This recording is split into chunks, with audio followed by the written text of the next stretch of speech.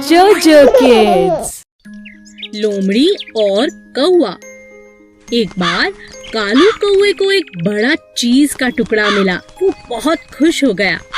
खुशी खुशी चीज के टुकड़े को लेकर अपने घोंसले के पास जाकर बैठ गया। तभी वहां से सोमी लोमड़ी निकली और उसकी नजर कालू कौवे पर पड़ी। कालू के मुंह में चीज का टुकड़ा देखकर सोमी लोमड़ी के मुंह में पानी आ गया और किसी भी तरह चालाकी से अब वो वह टुकड़ा पाना चाहती थी। तभी उसके दिमाग में एक उपाय आया और उसने कालू से कहा, कालू दोस्त, तुम कैसे हो? अच्छा हुआ तुम मिल गए। मैं बहुत दिनों से तुम्हें ढूंढ रही हूँ। सच, तुम जैसा सुंदर कौवा पूरे जंगल में नहीं है और तुम्हारी सुंदर आवाज सुनने को मेरे कान तरस रहे हैं। तुम कितना मधुर गाते हो, तुम्हारा रंग कितना प्यारा है। तुम बहुत ही अच्छे कौवे हो। तुम्हारा जैसा कौवा पूरे जंगल में नहीं है। मैंने कभी किसी कौवे को इतना अच्छा गाते हुए नहीं सुना। आज तुम कुछ अच्छा सा गाकर मुझे सुना दो प्लीज। कालू अपनी इतनी तारीफ सुनकर मन ही मन बहुत खुश हो गया। जैसे ही उसने गाने के लिए मुंह को खोला, चीज का टुकड़ा जाकर नीचे गिर गया। सोमी लोमड़ी ने जैसा सोचा था वैसा ही हुआ और वो चीज का टुकड़ा उठाकर भाग खड़ी हुई।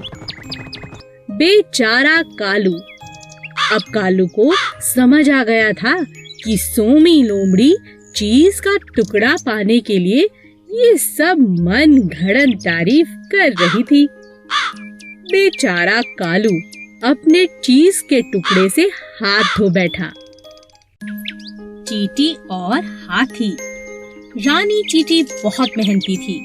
सभी चींटियां रानी चींटी की बात को मानती थीं। मिलजुल कर वे अपना घर बना रही थी। उसी जंगल में अप्पू नाम का एक हाथी भी रहता था जो बहुत शैतान था। वह सभी जानवरों के साथ बहुत मस्ती करता था। जब चींटियों का घर बनकर तैयार हो गया तब वे अपने लिए खाना जमा करने लगी। तुम लोग इतनी मेहनत क्यों करते हो? कितना थक जाते होंगे। मैं अपनी सूंड से तुम्हारे घर को कभी भी नष्ट कर सकता हूँ। ये मेरे बाएं हाथ का खेल है। ऐसा कहकर अप्पू ने अपनी सूंड में पानी भरना शुरू किया। कुछ पानी पिया और कुछ चींटियों पर डाला। रानी चींटी को बहुत बुरा लगा। उसने कहा, हम बहुत दिनों से इतनी मेहनत कर रहे हैं अप्पू, पानी डालकर हमारी मेहनत को बर्बाद मत करो। मैं जो चाहूँ कर सकता हूँ। तुम बहुत घमंडी हो अप्पू। हम सभी जानवरों को मिलजुल कर जंगल में रहना चाहिए। हम सब एक दूसरे के काम आ सकते हैं। तुम इतनी छोटी चींटी, तुम मेरी कोई मदद नहीं कर सकती। कुछ दिनों बाद जंगल में एक शिकारी आया। उसने अप्पू को पकड़ने के लिए जाल फैलाया और अप्पू उस जाल में फंस गया। तभी रानी चींटी की नजर शिकारी पर पड़ी। उसने अप्पू हाथी की जान बचाने की सोची। वह अप्पू के पास गई और बोली, अप्पू दोस्त, घबराओ नहीं।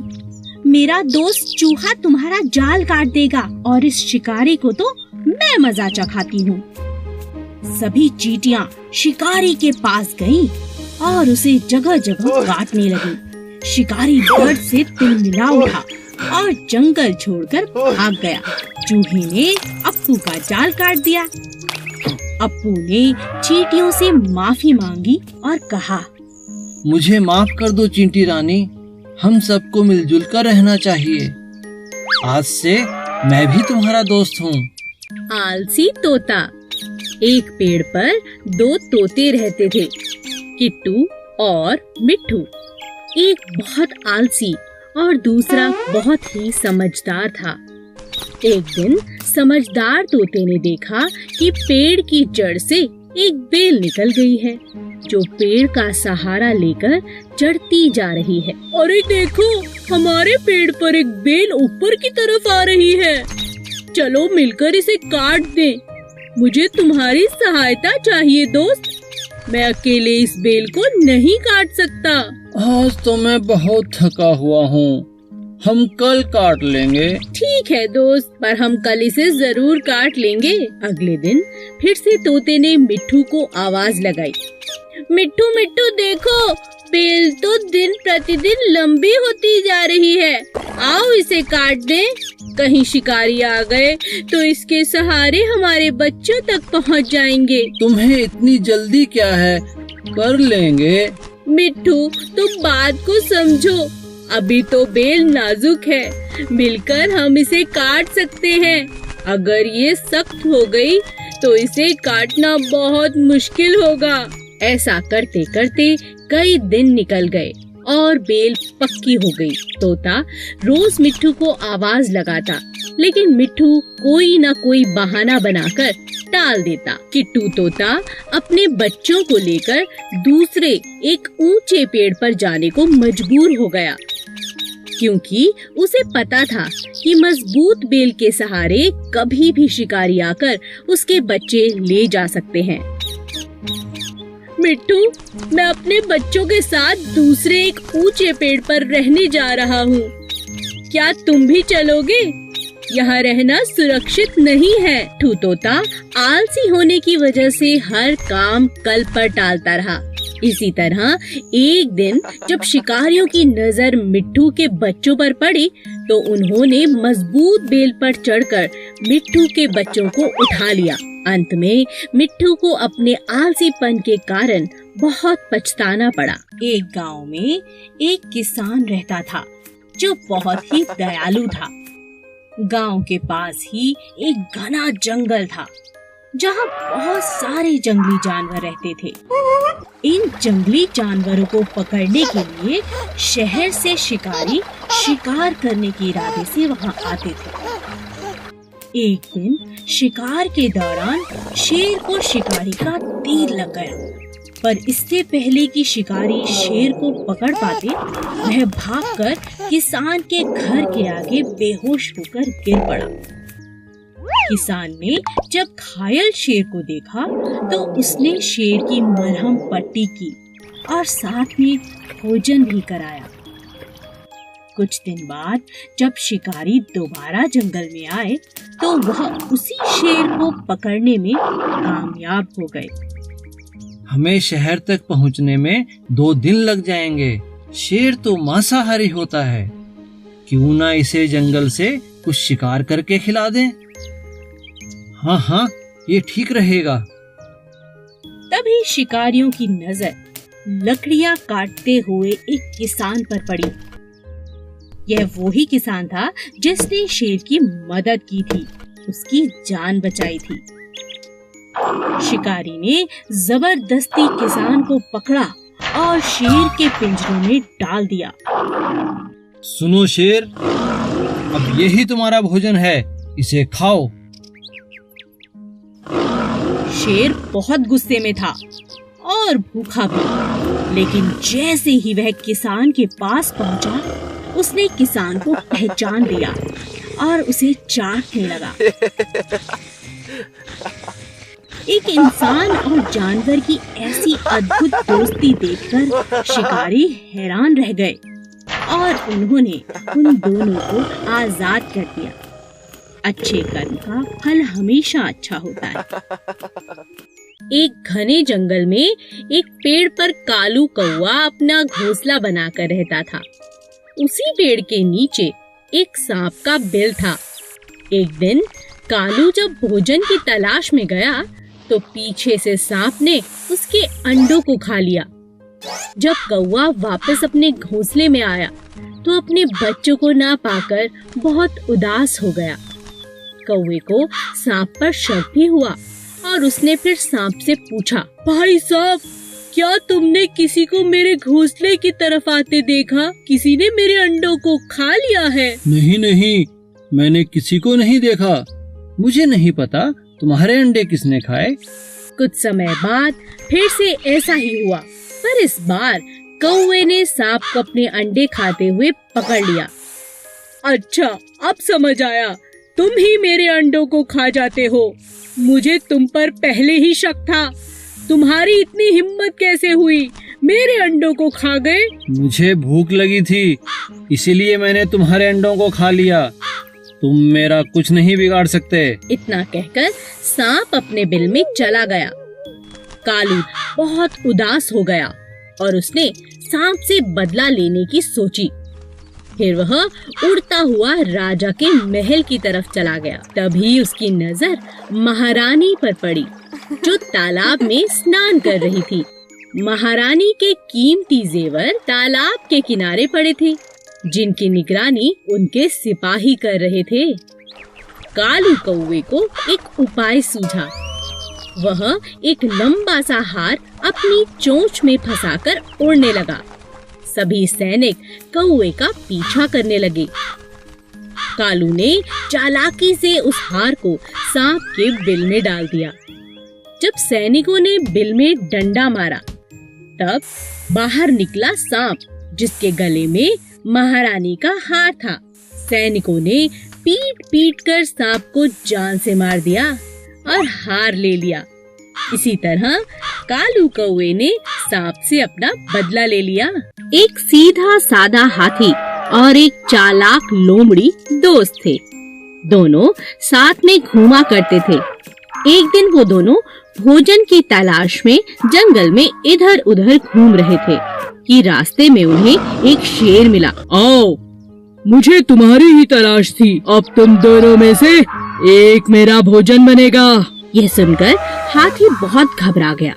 उसने लोमड़ी से कहा, तुम शेर से बात करके देखो।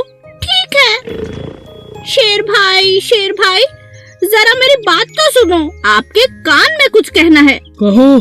शेर भाई, आप तो मेरे भाई हैं। मैं तो आपकी सब बातें मानती हूँ।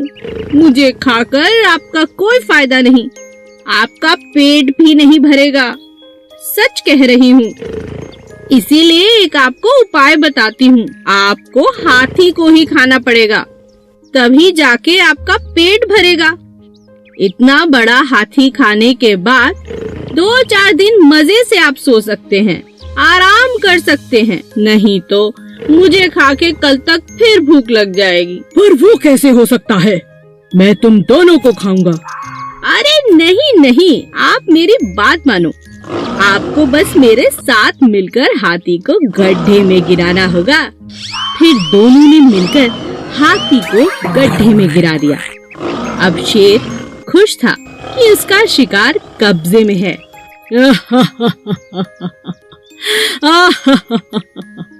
अब तुम इधर आओ चालाक लोमड़ी। खुद को बहुत चालाक समझती हो।